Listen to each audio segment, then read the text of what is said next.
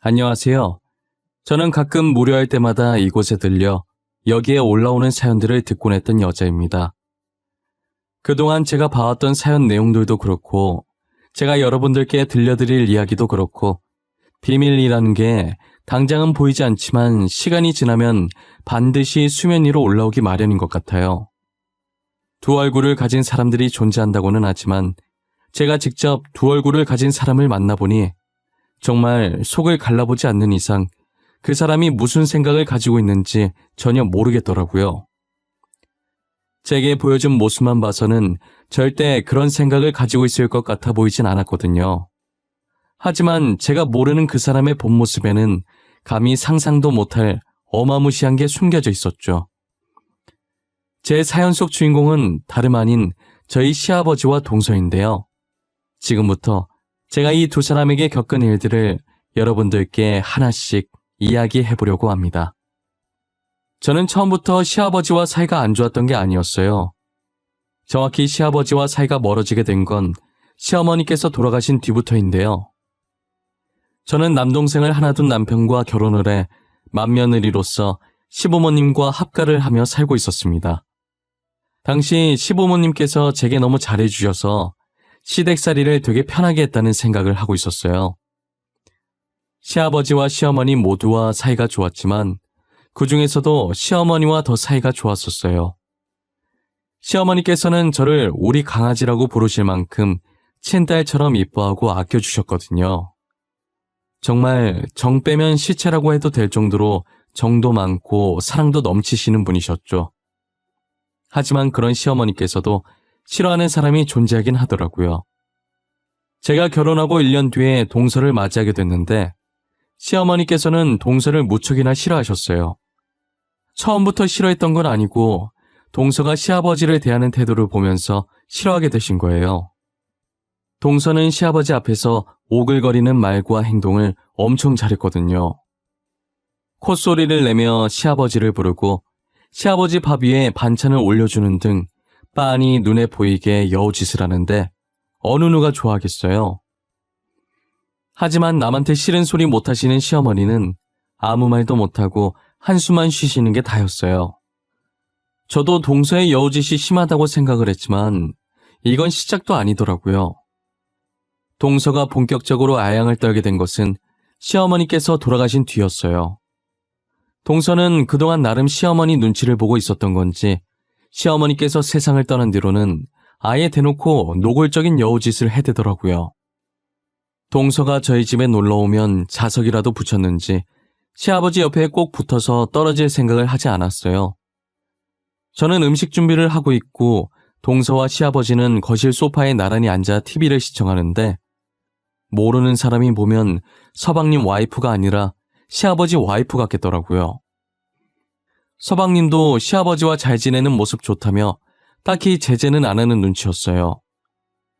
저는 그 모습을 보고 있자니 참 가짠긴 했지만 그렇다고 동서가 저를 무시하거나 깔보진 않았기 때문에 시아버지께 잘 보이고 싶어서 저러나 보다 싶은 생각에 그냥 콧방귀만 살짝 끼고 말았어요. 솔직히 누구나 며느리로서 시부모님께 잘 보이고 싶고 이쁨 받고 싶은 건 당연한 일이잖아요. 저도 만약 애교가 많은 성격이었다면 동서처럼 시아버지께 행동하지 않았을까 싶기도 해요. 같은 며느리 입장에서 어느 정도 이해는 가기에 저도 딱히 별 생각 없이 넘어갔었어요. 저는 상대가 먼저 저를 깎아내리지 않는 이상 저도 상대방을 깎아내리지 않아서 동서가 무슨 짓을 하든 저한테만 피해 없으면 아무런 상관이 없었거든요. 그러다 갑작스러운 사고로 서방님께서 치료도 제대로 못 받아본 채로 세상을 떠나게 되신 거예요. 동서는 서방님이 죽은 후로 눈에 초점도 없이 살아가고 있길래 한동안은 제가 많이 챙겨줬었어요. 이대로 두면 정말 동서가 잘못될 수도 있을 것 같다는 생각에 걱정이 되더라고요. 서방님 따라가겠다면서 물 한 방울도 안 먹으려고 하길래 동서 설득하느라 애도 많이 먹었어요. 동서, 뭐라도 먹어야지. 지금 물 한 방울도 안 마셨어. 이러다 동서도 잘못되면 어떡하려고 그래. 밥 한 숟가락이라도 먹자. 내가 차려온 성의를 봐서라도 한 입만, 응? 형님, 저 진짜 살기 싫어요. 오빠 없이 제가 어떻게 살아요? 전 오빠 없이는 못 살아요. 저도 그냥 오빠 따라갈래요. 그렇게 하게 그냥 저 좀 내버려 두세요. 동서, 부모님 생각은 안 해? 동서가 이러고 있는 거 알면 부모님께서 얼마나 걱정하시겠어. 그런 말 하는 거 아니야. 산 사람은 계속 살아야지. 이제 오빠도 없는데 제가 더 살아서 뭐해요. 저 그냥 오빠한테 가고 싶어요. 이대로 굶어 죽을래요. 그러니까 도로 가지고 나가주세요. 제발요. 동서, 내가 이렇게 부탁할게. 제발 살아. 괜히 쓸데없는 생각하지 말고 제발 살라고, 응? 지금은 힘들어도 나중엔 괜찮아져. 그러니까 조금만 참고 견디자. 내가 도와줄게. 동서가 제 말을 듣고 한동안은 제품에 안겨서 꺼이꺼이 숨 넘어갈 듯 울더니 그래도 다행히 다시 정신을 차리고 밥도 잘 먹고 씩씩한 모습으로 돌아오더라고요. 예전처럼 저희 집에 와서 시아버지와 TV 보면서 놀다 가고 그랬어요. 다시 밝은 모습으로 돌아온 동서를 보니 참 고맙고 대견하더라고요. 이런 말 하면 안 되지만 저는 동서가 서방님 안 계시면 시댁에 소홀히 할 거라고 생각했었거든요. 그런데 의외로 명절이나 가족 행사 때마다 시댁에 방문해서 일도 도와주고 하더라고요. 시아버지께 알랑방귀 끼는 건 별로긴 했어도 이렇게 꾸준히 시댁을 챙기는 모습에 저는 마냥 여우짓만 하는 줄 알았던 동서를 다시 보게 되었어요. 그만큼 저희 가족을 많이 사랑하고 있었구나라는 생각을 하게 되었죠. 하지만 동서의 행동으로 제가 피해를 받게 될 줄은 꿈에도 몰랐어요. 늘 저를 친딸처럼 생각했던 시아버지신데 비록 지금은 동서를 더 잘 이뻐하시지만 제게도 한결같이 잘해주셨던 분이시거든요. 그런데 동서가 기운을 차린 뒤부터 시아버지도 점점 제게 변하기 시작했어요. 동서는 시아버지에게 자연스럽게 다가가며 서슴없이 지내더니 이제 아예 연인들이 할 법한 손잡기도 시아버지께 했었어요. 시아버지께서는 제지할 생각도 없이 그저 허허하고 웃고만 있더라고요. 아무리 친하다지만 며느리가 시아버지께 이래도 되나 싶을 정도로 붙어 있었어요. 반면에 저는 애교도 없고 무뚝뚝한 성격이라 시아버지께 동서처럼 살갑게 다가가지 못했었죠. 그랬기 때문에 시아버지께서는 당연히 저보다는 애교 많은 동서를 더 좋아하시게 되셨고 제게는 어쩜 그렇게 애교가 없고 싹싹하지 못하냐며 동서를 보고 배우라며 불만을 토로하기 시작하셨어요. 동시에 그동안 시댁살이 하면서 안 받았던 구박을 동서 때문에 뒤늦게 받게 된 거예요. 시아버지께서는 제가 하는 모든 일에 동서와 비교를 하면서 못마땅해 하시기 시작했어요. 하나부터 열까지 동서가 거론되지 않는 일이 없었어요. 집안일이야 제가 알아서 척척 해놓기 때문에 손댈 곳이 하나도 없었지만 항상 성격 같은 면에서 꼬투리를 잡고 늘 동서와 저를 비교하셨죠. 친구분들과 이야기하실 때도 늘 저와 동서 얘기를 하셨었어요. 우리 둘째가 이번에 내 생일이라고 여행권 줬더라. 그동안 고생했다면서 말이야. 어찌나 마음씨가 이쁘던지 편지까지 써서 줬더라니까? 너도 여행권 받았어? 좋겠네. 다들 여행권이 유행인가 봐. 이번에 수철이도 자식들한테 해외여행권 받았다더라고. 그래? 나는 며느리가 혼자 준비해서 해외까진 아니고 저기 가까운 제주도로 가. 나한텐 제주도도 감지덕지지 뭐. 애가 이쁜 게 이쁜 짓만 한다니까. 그럼 너네 맏며느리는? 둘째 며느리가 제주도 여행권이면 맏며느리면 용돈 줬을러나? 만만한 게 용돈이랑 여행권 아니냐. 평소에 맏며느리 너한테 엄청 잘하더만. 엄청까지는 아니고 그냥 용돈 100만 원 주더라고. 고맙긴 한데 선물은 정성이잖아. 걔는 성격이 안 좋은 건 아닌데 둘째보단 못해. 무뚝뚝해가지고 편지 한 통도 없이 돈 봉투만 덜렁 주더라. 야, 그래도 그게 어디야? 100만 원인데. 만약에 내 자식이 나한테 선물로 100만 원 주잖아? 정성이고 뭐고 하루 종일 얻고 다녔을 거다. 복에 겨워가지고 정성 타령이나 하고 있네. 시아버지께서는 저한테 뭐가 그렇게 불만이신지 항상 제 험담을 하셨었어요. 저는 나름 한다고 했지만 늘 시아버지 마음에 안 드셨고 저도 시아버지 반응에 맥이 빠졌어요. 시아버지께 잘해도 동서와 비교당하고 못해도 동서와 비교당하는 인생이 된 거죠. 매일같이 욕먹는 저와 달리 동서는 똥을 싸도 칭찬을 받는 지경까지 됐어요. 동서는 매일같이 저희 집에 찾아왔고 시아버지 옆에 붙어 있어서 거의 살다시피 했었어요. 시아버지 옆에서 팔짱을 끼고 콧소리를 내며 애교도 부리고 시아버지 어깨에 머리도 기대고 정말 연인들에게 자주 보이는 행동들을 동서가 시아버지께 하고 있는 거예요. 한 번은 제가 일을 하고 퇴근해서 집에 왔는데 시아버지와 손깍지를 끼고 있는 동서를 보고 기겁했어요. 그렇다고 대놓고 앞에서 티는 안 냈지만 저게 무슨 상황인지 당황스럽더라고요. 저 둘은 자기들 세상에 빠져서 제가 들어온 줄도 모르고 있는 것 같았어요. 저는 순간적으로 저 두 사람이 그렇고 그런 사이가 아닐까 의심도 들었었죠. 그 정도로 두 사람 사이에 선 넘는 행동이 아무렇지 않게 오갔거든요. 그리고 시아버지께서 동서를 부르는 애칭도 그들이 나누는 대화 내용들도 심상치 않았어요. 애기, 오늘은 회사에서 별일 없었나 봐. 매번 팀장한테 깨져서 화내더니 오늘은 잠잠하네. 그렇게 스트레스 받으면서까지 회사를 다녀야 돼? 그냥 일 그만두라니까. 에이, 뭐하러 일을 그만둬요. 일하는 거 스트레스 받긴 하지만 그만큼 재미도 있어요. 그리고 일 그만두면 할 것도 없어서 인생 재미없고 지루해져요. 돈도 없고. 재미없긴 왜 재미없어? 나랑 백화점 가서 옷도 사고 가방도 사고 맛있는 것도 먹고 놀면 되지. 어차피 내가 먹여 살릴 건데 뭐가 걱정이야? 그냥 일 그만둬. 저는 회사가 좋아요. 아직은 그만두고 싶은 마음 없으니까 더 이상 그 얘기는 그만. 진짜 힘들면 그때 그만둘게요.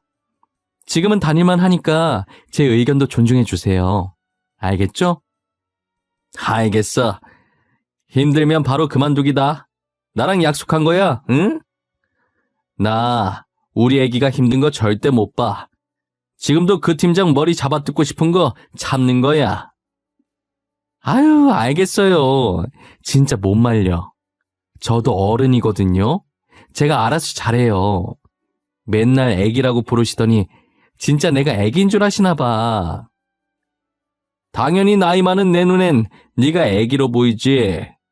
너보다 나이 많은 우리 장남도 아직 애기로 보이는데. 저는 시아버지가 동서에게 애기라고 부르는 소리에 경악을 하지 않을 수가 없었어요. 너무 놀라서 저도 모르게 순간적으로 양손으로 제 입을 틀어막아 버렸죠. 제가 지금 무엇을 들은 건가 싶기도 하고 이 상황이 꿈인 건가 싶기도 했어요. 하지만 방으로 들어와서 제 허벅지를 꼬집어 보니 아픈 게 느껴지는 것이 꿈은 아니더라고요. 너무 충격적이라 남편에게도 들었던 걸 그대로 얘기해 주었어요. 여보, 내가 아까 뭘 들었는지 알아? 아마 당신이 들으면 충격받을걸? 나도 지금 이렇게 어처구니가 없는데 당신은 얼마나 황당할까? 왜? 뭘 들었는데? 나 웬만해서 안 놀라는 거 알지? 뜸들이지 말고 빨리 말해봐. 당신 말처럼 내가 얼마나 황당해할까 궁금하네? 아니 글쎄, 어제 동서랑 아버님이 내가 퇴근한 줄도 모르고 소파에 앉아서 이야기하더라고. 근데 아버님이 동서한테 뭐라고 부르는지 알아? 애기라고 불러, 애기. 애기? 진짜야? 아버지가 재수 씨한테 애기라고 했다는 거야? 에이, 설마. 당신이 잘못 들은 거 아니야? TV에서 그렇게 얘기한 거 아니고? 아니야. 아버님께서 애기라고 하는 거 내 두 귀로 똑똑히 들었어. 그리고 TV 켜져 있지도 않았어. 아버님, 동서한테 간이고 쓸개고 다 내어줄 기세시던데? 당신 말이 진짜라면 이거 진짜 충격인데? 둘이 뭐 있는 거야? 그렇지 않고서는 그런 애칭을 쓸 리가 없잖아. 그것까진 나도 모르겠는데, 근데 뭔가 있긴 있는 것 같아. 아버님이 동서 보고 회사 그만두라면서 먹여 살릴 수 있다 뭐 그런 얘기 하시더라니까. 남편은 제 말을 듣고도 도무지 믿기지가 않는다는 눈빛이었어요. 자기 아버지가 자기 재수 씨랑 그렇고 그런 사이 같다는데 누가 믿고 싶겠어요. 저도 제 시아버지와 동서가 그러고 있는 걸 목격하고 충격을 받았는데 남편은 저보다 더 충격이겠죠. 저는 그 둘이 사랑을 하고 있다는 것으로 확정지었고 아버지와 딸뻘인 것도 모자라 어떻게 시아버지와 며느리가 만날 수 있는지 정말 소름이 끼치고 시아버지와 같이 살고 싶지가 않았어요. 분가를 해야겠다는 마음 반과 그래도 혼자 계신 시아버지를 어떻게 두고 가냐는 마음 반이 충돌했죠. 그렇게 고민하고 있을 때 어김없이 동서가 저희 집으로 놀러왔고 제가 있으니 스킨십은 하지 않고 그냥 조용하게 시아버지 옆에 앉아있더라고요. 그러다가 전화 한 통을 받고 다급하게 집을 나가더니 어디론가 뛰어가는 거예요. 저렇게 나간 적이 한 번도 없었어서 급한 일이라도 생겼나 보다 싶었죠. 점심을 만들려고 냉장고 안에 재료를 찾는데 마땅히 쓸만한 재료가 없는 거예요. 그래서 나간 김에 일주일치 장을 봐야겠다는 생각에 지갑과 차키만 챙겨서 나갔어요. 원래 마트가 15분 거리에 있어서 보통은 차 없이 그냥 걸어서 가는데 이번엔 짐이 많을 것 같아서 차를 끌고 가기로 했죠. 차를 타려고 지하 주차장에 갔는데 어디선가 동서 목소리가 들리는 거예요. 저는 차를 타려던 걸 멈추고 소리가 나는 쪽으로 조심히 향했어요. 그러다 어떤 모르는 남자와 함께 있는 동서를 발견하게 됐죠. 그런데 동서가 그 남자에게 시아버지 얘기를 하면서 투정을 부리고 있더라고요. 저는 쎄한 느낌이 들기 시작해서 몰래 뒤에서 휴대폰 카메라를 들고 녹화를 하기 시작했어요. 자기야, 나 언제까지 이러고 있어야 돼? 다음 계획 아직 안 나왔어? 망할 노친네가 나를 지 애인으로 생각하고 있다니까? 나한테 애기 하는데 진짜 토 나올 것 같아. 조금만 참고 있어봐. 그 노친네 재산이 좀 많은 게 아니야. 아들 사망보험금도 두둑하더니 노친네까지 돈이 많네. 안 그렇게 생겨서 숨겨둔 돈이 꽤 많아. 그거 다 찾을 때까지만 기다려봐. 나 솔직히 너무 무서워. 내 남편 그렇게 만든 것도 솔직히 우리잖아. 지금은 단순 사고사로 넘어갔지만 나중에 들키기라도 하면 어떡해. 그 전에 빨리 떠야지. 조금만 기다려 보라니까 왜 이렇게 재촉해? 금방 끝나니까 조금만 더 참아, 어? 노인네가 알아차리기 전에 연기 잘하고, 알겠지? 언제까지 이 짓을 해야 하는데? 남편 죽으면 그만 끝난다고 했잖아. 지금 남편 죽은 지가 벌써 반년이야, 반년. 빨리 끝내자, 응? 노친네가 계속 나한테 온단 말이야. 저는 그 두 사람의 대화 내용에 너무 놀라 소리를 지를 뻔했지만 혹시나 들킬까봐 입을 틀어막았어요. 알고 보니 그 남자는 서방님이 죽기 전에도 동서와 내연 관계였고 서방님이 사고를 당하던 그날 그 남자와 동서가 짜고 쳐서 사고를 낸 것이었어요. 처음엔 서방님 사망보험금을 노리고 시작한 것이었는데 어쩌다 시아버지 재산도 알게 돼서 이제는 시아버지 재산까지 노리고 있더라고요. 저는 그 두 사람이 대화를 나누는 모습을 하나도 놓치지 않고 영상으로 다 담아놨어요. 그리고 두 사람이 헤어지려고 하길래 재빨리 제 차 안으로 몸을 피신시키고 동서가 집으로 다시 들어가는 것을 확인 후 마트로 향했어요.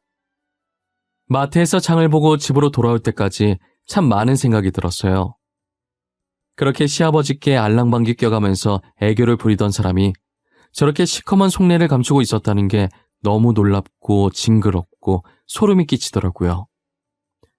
음식을 만들면서도 영상을 지금 보여줘야 하나 말아야 하나 고민했는데 그동안 시아버지께서 저와 동서를 비교해가며 험담을 한 것이 생각나 괘씸했어요. 그러다 며칠 동안 고민하게 되었고 드디어 결전의 순간이 다가온 거예요. 결전의 날은 바로 동서의 생일날이었어요. 아니나 다를까 시아버지께서는 동서의 생일을 챙겨야 한다며 온 가족을 부르더라고요. 저는 처음부터 그 영상을 동서 생일이니까 가족들도 다운 시점에서 지금 풀어야겠다라는 생각을 하지 않았어요. 그때까지도 영상을 보여줄지 말지 엄청나게 고민을 하고 있었던 와중이었어요. 그런데 동서가 시아버지께 생일 선물로 돈을 받고 고맙다며 또 스킨십을 하는데 너무 불편하더라고요. 이제 동서의 목적이 무엇인지 아니까 제가 너무 불편해서 안 되겠더라고요. 그래서 가족들이 있을 때 그 영상을 보여주기로 마음을 먹게 됐어요. 그렇게 한창 동서의 생일 파티로 분위기가 무르익기 시작했고 저는 몰래 남편을 시켜 거실 TV에 제 휴대폰을 연결시켜 달라고 했어요. 남편도 아직 안 본 영상이라 왜 그러냐고 했지만 저는 이유 묻지 말고 시키는 대로만 해달라고 했죠. 가족들은 식탁에서 즐기다가 하나둘씩 거실로 자리를 이동하더라고요. 자연스럽게 거실에서 다시 술 파티가 벌어졌고 모든 사람들이 거실 한가운데 모이게 됐어요. 화장실에 갔던 사람까지 다 온 것을 확인하고 저는 영화가 보고 싶은 척 TV를 틀려고 했죠. 하지만 동서가 파티 중에 생뚱맞게 무슨 영화냐고 제 손에 들린 리모컨을 빼앗으려고 하는 거예요. 혹시라도 제 계획이 틀어지게 될까 다급하게 분위기 있는 노래라도 틀겠다고 했죠. 동서는 다급해 보이는 제 모습에 미심쩍은 듯 하더니 알겠다고 하더라고요. 저는 다시 리모컨을 들어서 TV를 켰고 빠르게 그 영상의 재생 버튼을 눌렀어요. 그리고 가족들 목소리에 묻힐까봐 볼륨을 높여서 모든 사람들이 다 들을 수 있게 만들었죠. 남편은 제가 TV를 켠 것을 보고 가족들을 조용히 시켰어요. 잠깐! 다들 조용히 해봐. 지금 TV 봐봐. 저 영상 뭐야? 잠깐만. 저 여자 재수 씨 아니에요? 저거 동서 맞아. 동서 앞에 있는 남자는 서방님 죽기 전부터 만나오던 내연남이고 서방님 죽은 것도 다 동서랑 저 남자가 계획한 거야. 사망보험금 때문에. 재수 씨, 그게 정말이에요? 제 동생 진짜 재수 씨랑 저놈이 짜고 죽인 거예요? 그런 거냐고요? 당신 진짜 미쳤어? 어떻게 사람을 죽일 생각을 해? 아무리 돈에 미쳐도 그렇지. 서방님도 그렇게 죽여놓고 이젠 아버님까지 노려? 왜? 한번 해보고 안 들키니까 더 욕심이 났나 봐?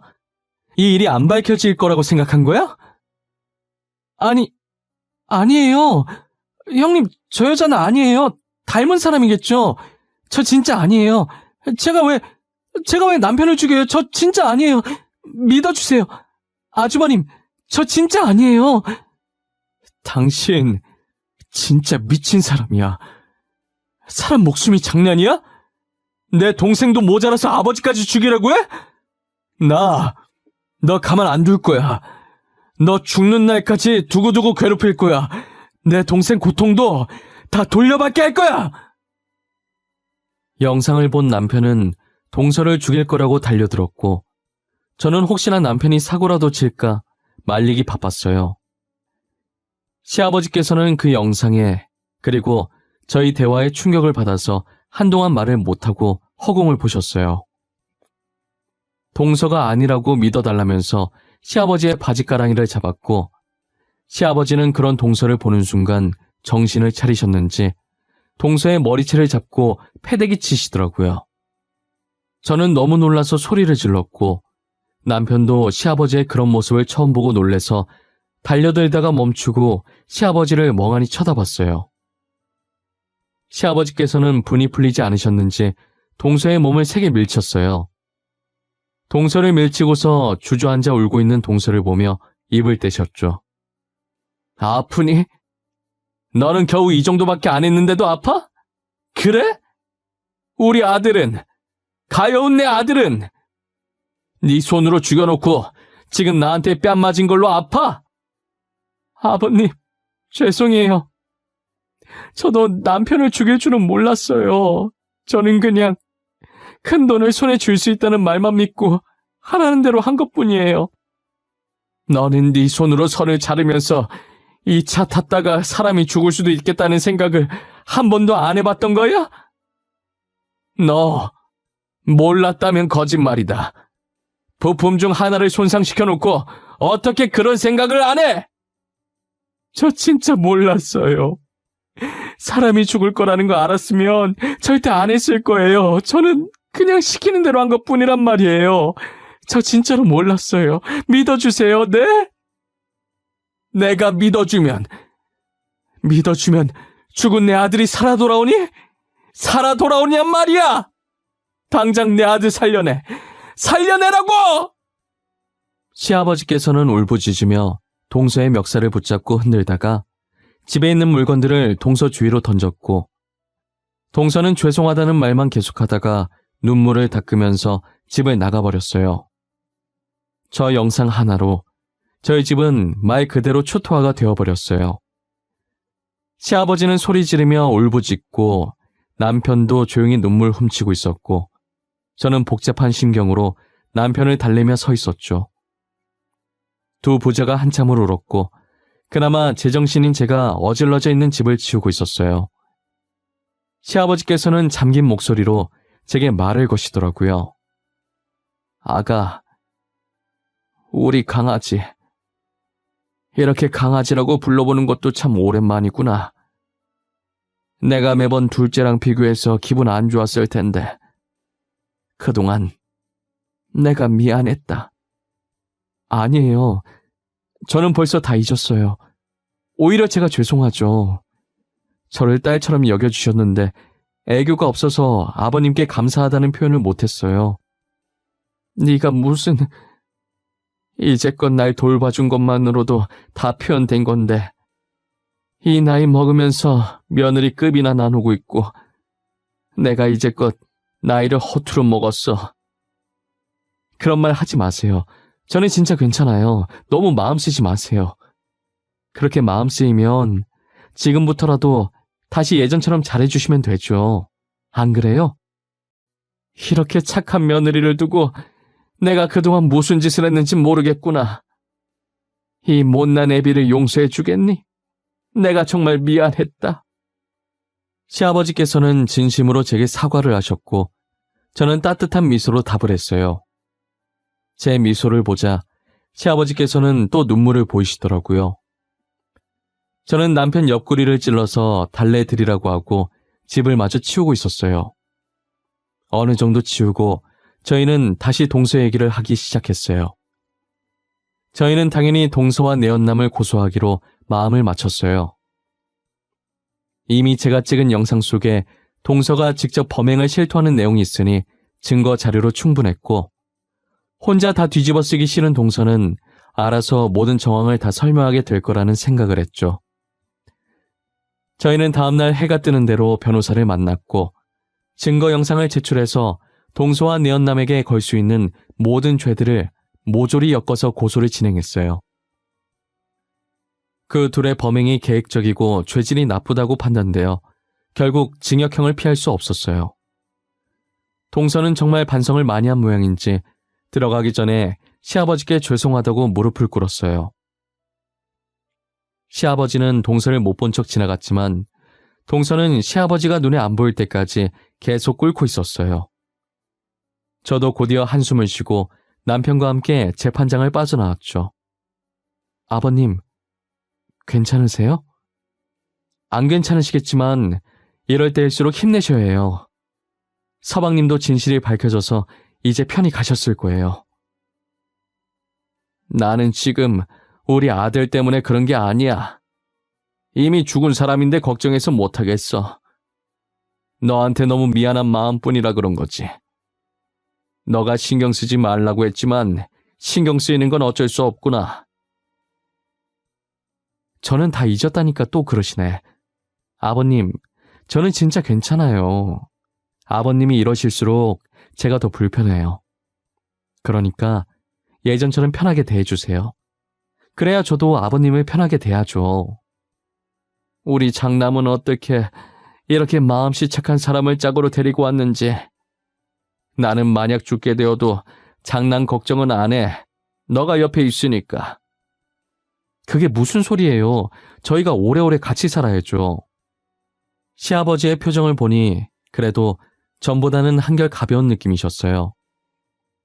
서방님께도 제게도 늘 미안한 마음을 안고 사실 것 같지만 이제는 모든 걸 놓고 저희 곁에서 마음 편히 사셨으면 좋겠어요. 저도 언제나 시아버지 곁에 있으면서 며느리이자 딸이 되어 드리려고 마음먹었어요. 시아버지도 제게 잘해주겠다 마음먹으셨는지 동서에게 했던 것보다 훨씬 잘해주세요. 지금 반년이 지나긴 했는데 시아버지가 제게 잘해주시긴 하지만 아직도 저와 살짝 대면대면 하긴 해요. 저는 정말 다 잊고 시아버지를 평소처럼 대하지만 시아버지께서는 아직이신가 봐요. 계속 그런 감정 가지고 있어봐야 시아버지만 힘들어지실 게 뻔해서 걱정이에요. 그래도 지금 상태로 보아 조만간엔 정말 예전에 처음 제가 시집 왔을 때로 돌아가지 않을까 싶어요. 그런 날이 왔으면 좋겠는 제 바람일 뿐인 것 같지만요. 제 이야기는 이제 여기서 끝마치려고 합니다. 제 경험을 통해 비밀은 세상에 존재하지 않는다는 것을 알려드리고 싶은 마음에 글을 써보게 되었어요. 지금은 비밀이 수면 위로 떠오르지 않았지만 언젠가는 이렇게 수면 위로 떠오르게 된다는 걸 잊지 않으셨으면 좋겠어요. 지금까지 제 이야기를 들어주셔서 감사하고 늘 건강하시고 하시는 일, 하시고자 하는 일 모두 잘 되셨으면 좋겠습니다.